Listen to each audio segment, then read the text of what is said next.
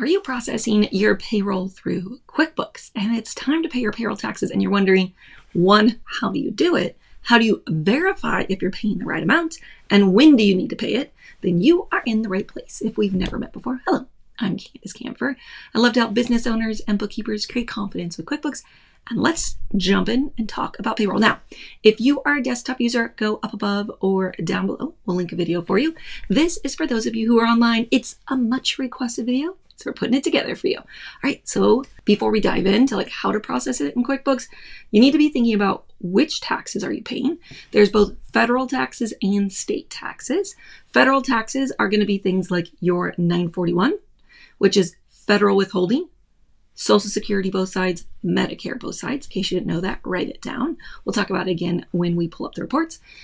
There is your state, and depending on your state, you could have state withholding. In California, there's disability, unemployment, ETT. Every state's going to be different, so check in with your state. And then also another federal tax that you have to pay is the federal unemployment tax. Now, something to know. So QuickBooks has a few different payroll options. Payroll Core or Payroll Premium. You can always check in with them to see which one you want. With this, it's a full service payroll.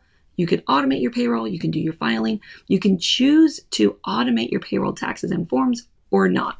Now, I'm teaching you how to process your payroll taxes yourself, okay? There's some education that I want you to learn. So let's jump over real quick to the IRS website and get some guidelines around the taxes and when they're owed. One of the things you need to know is when to pay the taxes, okay?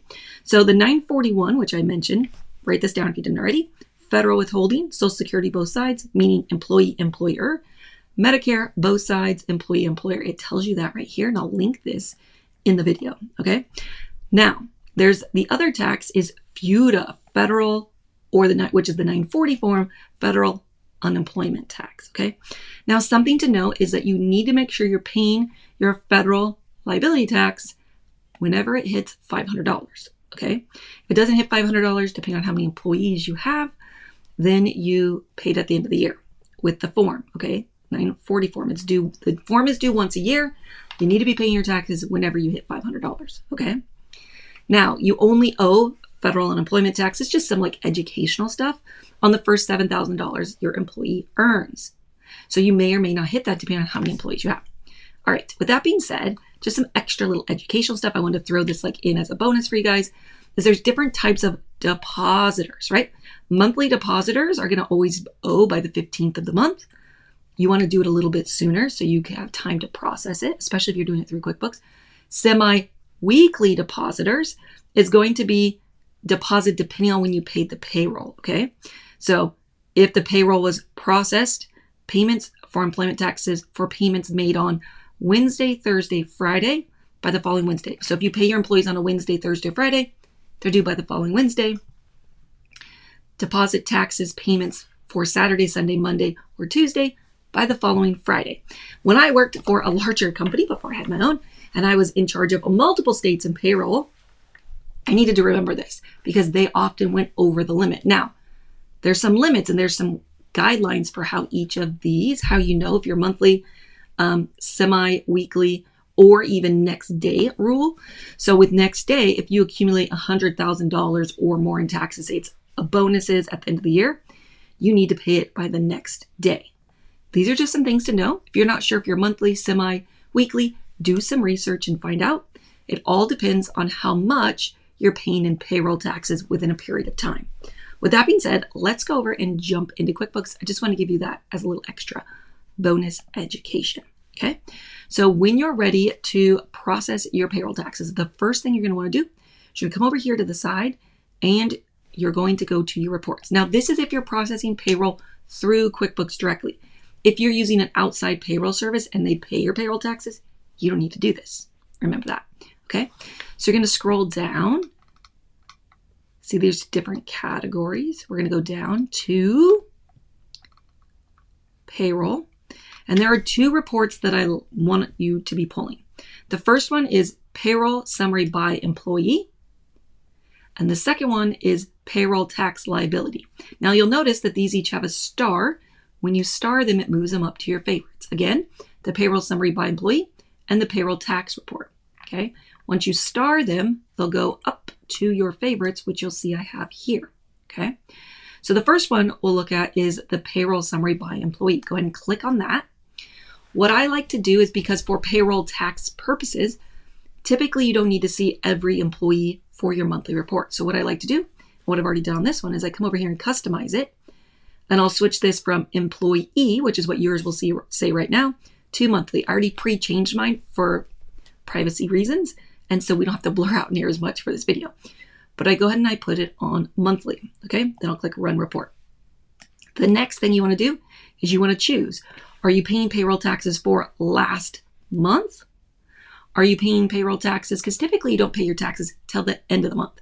So if I click on last month, you'll see I'm creating this video in June, so it's going to give me the May dates. Then I'll click Apply.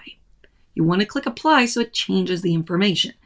If you have to pay a certain day, or you fall into one of these categories I talked about over here, semi-weekly or next day, you're going to pick your dates accordingly. If you're a monthly depositor and you're processing it the next month, then you would go to last month. Okay? Sound good? So even if you do quarterly reports, you still need to pay your taxes typically monthly, if not semi-weekly, meaning every 2 weeks, depending on how your payroll is processed. Okay, so then we're going to print this report. You're going to go over here to Export and click Print or Save. You're going to see a summary. Now, I wish that we could only get one column, but I haven't figured out how to customize the report enough just to get one column. So I just print both, and I don't worry about it. So we're going to go ahead and hit Print, Print again, and you want 2 copies of your paper. Why? You're going to pay your federal taxes, the 941, and then you're going to pay state taxes. All right? So go ahead and print 2 copies. We'll go ahead and close that report. Close it here as well. Now that report has been printing. Next, what we're going to do is we're going to come over and we're going to click on payroll tax liability. You have 2 ways you can click on it. You can actually click it, or you can right click and then click open a new screen, depending on if you want to be able to go back and forth. All right? Because I'm teaching you, I'm going to right click. I'm going to come here and I'm going to pick last month. So I picked last month on the payroll summary. I also picked last month on the payroll tax liability, and I hit apply. Now you might be saying, why do I need to do this? It's a good question. And the reason you want to do it is because you want to verify that the amount you're paying is accurate. Because believe it or not, these reports come from different places. One is based off what was withheld on the employee's check, which is the payroll summary by employee. And the payroll tax liability is based off what you've paid. Have you already made installments? How much do you owe? And you compare the 2 together. Okay. So on this report, we pick last month. The first column is going to say tax amount. Second column is going to be taxes paid, and the far right is what's owed. Okay, so you'll see it breaks it down depending on the state you're in. It puts California personal income tax, PIT, so this is state withholding, and state disability in one. Then it has state ETT, which is employer training tax in California, and the state unemployment together. Okay. If all of your employees, you've paid more than $7,000 to them so far in the year, you may not have any of these taxes. That's why there's 0, okay? Because in California specifically, ETT and state is only up to the first 7,000. The same with federal. So you also notice federal down here is 0. Make sense? So throughout the months, things will change. You need to understand the rules and guidelines so you know if you're doing it correctly. And then you'll see here, you have your federal taxes. You're either filing the 941, 943, or 944. You're going to have federal income tax, Social Security. You'll see those 2 should always be the same amount. And then Medicare, the employee side and the employer side. And then the total is going to be all those taxes added together. So what we're going to do is go over here to Export, Print. I always like to print a report so that if something changes, you accidentally delete a payroll check, you have proof of what you originally did or why you paid the amount. You're going to go over to Print. Going to print how many copies? 2 copies, 1 for federal, 1 for state. Let's go ahead and hit Print. I'm going to go grab them off the printer, and I'll be right back. All right, so I have both my reports. What I'm going to do is take one of each, put them together. Then what I love to do is grab a yellow, you can pick whatever colors you want, and a pink highlighter. Why? Because we'll go through, and I usually use yellow for federal. It doesn't matter which one you use, but you're going to pick one of them. And you use your highlighter, and we're actually going to go through and mark the taxes and compare each of the two reports to make sure the amounts are the same. Sorry for the sound of the paper noise. So what you're going to do is you're going to grab your report. You're going to scroll down. I'll show you here virtually what I'm doing. I'm going to take the yellow and I'm going to highlight federal taxes. Okay. Then I'm going to highlight Social Security and Medicare. Now the top part is the employee. So I'm going to highlight all three of these. Then I'm going to scroll down to the employer section and I'm going to go Social Security, Medicare, and I'll highlight the amounts here as well.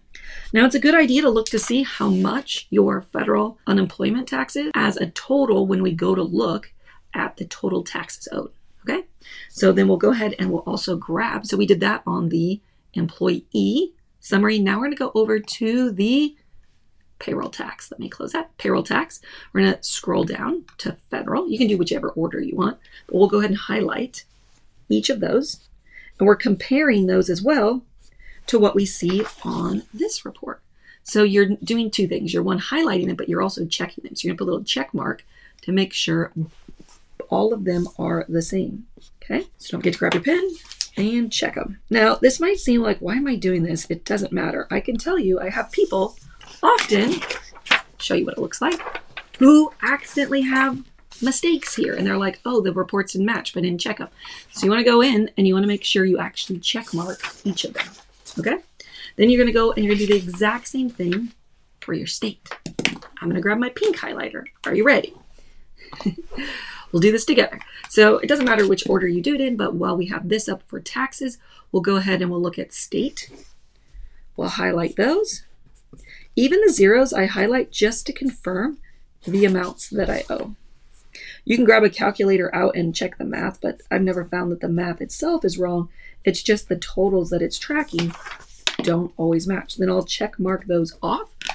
So I went through and looked at my federal, and then I usually circle amount owed on each one so I know, and then I'll go through the state and I'll verify with a highlighter, state income tax, disability, the amounts, and California, employer training, and state unemployment. And I'll also check those as well. Okay, so then I have the amount I owe. If everything matches, we're golden. If it doesn't, you need to go do some research and figure out why it doesn't match, okay? Well, here we'll scroll down and look at our federal unemployment to see, do we owe anything? It's been paid, so we're good to go on that. You should have already paid it, unless you want to wait till the end of the year with it. Then you can wait till the end of the year. Just make sure that once it hits $500, you have taken care of it. All right, so now that we've got our reports all dialed in, let's go ahead and pay our taxes. So you're going to go under taxes. Actually, let me move my face. It's in the way. You're going to go to taxes and then payroll tax. And you're going to see if earlier when I was talking about the different services where you could automate them or not, that is this function over here. I personally have mine turned off because I want to make sure they get paid, and I do it. One, just so I can see what's going on with QuickBooks, but two, every now and then they don't get paid. So if you have your automatic turned on, but you're still watching this video, make sure you check and that the payroll taxes were paid on time, understand the deadlines that we talked about in the beginning, okay? The cool thing about QuickBooks is as you're setting it up, you tell them if you're a monthly depositor or not. You also set it up so that they can process for you. You have to do that initially when you set it up. If you need more training on that, reach out to us at support@canduskampfer.com. We do have additional training and education that you can go through if you need help with setting up your payroll or learning more about this, okay? So then you come in here and you have your two taxes that we know we owe based off of our reports, right? All right, so let's go ahead and process them. So federal taxes, this is the amount we owe. You can click this drop down arrow and it will break down your taxes for you, which if you decided to follow along with what I did, you have a yellow highlighter and you can literally look at it and see 371, Social Security, the amount, and you're checking both the employee and the employer side. You're like, okay, yep, that looks perfect. And the total matches what it said on your payroll tax summary, which I believe is this one. Yes, so see here, $2,697.63, which we have circled, and the amount is here. So then what you do is this is going to tell you when it's due. So even though taxes are typically due on the 15th, because it's landing on a weekend, they give you a couple extra days. But if you still need to make sure you pay it within QuickBooks by the 14th at 2 p.m. so it gets there on time. So you can't wait till the 15th to process your taxes. I like a guideline of like the 10th of the month, because depending on holidays and where it falls, you don't want to short yourself. So what you're going to do is just make sure you get this done. If earlier in the month you're curious, you can always come over here to see when it's due and put it on your calendar. So then we're going to go ahead and come over here. It says pay, or you can click this little drop down. It says mark as paid. If you've paid it outside of QuickBooks, directly through, say, the EFTPS website, that's the federal website to pay your taxes, you can mark it as paid. But if you actually want QuickBooks to process it for you, you're going to click pay. Now, even if you click pay, they still give you an option to process it later. So what it says here is you still have to click the button to pay. So don't think that just clicking it once gets you there. But you have your federal taxes. This is the amount you're paying. This is the period of time you're paying for. That's important to check. When it's due by, you can look at your breakdown here. If you didn't in the previous screen, you can say, how would you like to pay it electronically through QuickBooks or outside of QuickBooks? I'm going to go ahead and do it electronically through QuickBooks. You're going to see here you have your check details, what QuickBooks says your balance is, whether it's up to date or not, that's the balance. Then you're going to come down here and you're going to choose your payment date. So you can click on this and it pulls up a calendar on the days that you could do it. So even though you're processing it maybe at the beginning of the month, you could say, I want to pay it on the 10th. And they'll withdraw it on the 9th. It'll be paid on the 10th. Or you could say, I don't want it to come out any extra early. I want it paid on the 14th when it's the deadline, which will take it out on the 13th. Okay? You could say, I want it paid on the 17th, like the final deadline, and they'll withdraw it on the 16th. I personally like to have a little wiggle room, so I'm just going to choose the 10th. And then I'm going to click ePay. Boom, that's it. And it will say confirmation. And what you do here is you're thinking, what do I get to print? You'll get an email once it's been processed that if you want to print it and attach it to your papers, you can. And then you're going to click done. Now you've paid federal. Let's go ahead and pay state. So state's the same thing. They want it though by the 13th at 5 p.m. So we'll go ahead and click pay. You can look at your breakdown here, or you can click pay and then see it up here at the top. So just remember that the first time you click on it doesn't actually schedule it. You have to click ePay to make sure, which is what the notification at the top is telling you. So California personal income tax and state disability, $366.72 is the amount. Payroll liability, the due date, the breakdown, and then you're going to pay it through electronically. It says the details, and you want to check this to what you think you owe, of course, before you pay it. If you've made extra payments throughout, maybe what was once owed could vary. So where it says tax amount versus paid amount, if I hit refresh, as we paid the federal taxes, you'll see tax amount, taxes paid, amount owed is 0. Where I still owe this other one because I'm fully paid for it yet, okay? Because I'm in the process of teaching it to you. So then we'll come down here, we'll say what date we want to pay it. We'll also pay it on the 10th, and we'll click ePay. And then you'll click ePay. You can put a note at the bottom if you want. They will email you when it's been processed, and you can click done. Boom, that's it. So down here, you'll see extra taxes, but with California state unemployment, they only make you pay it quarterly. So it's accruing, but it's just sitting there. The same is true is that I owe some money for the 940, but not for the month of May. So it says 168.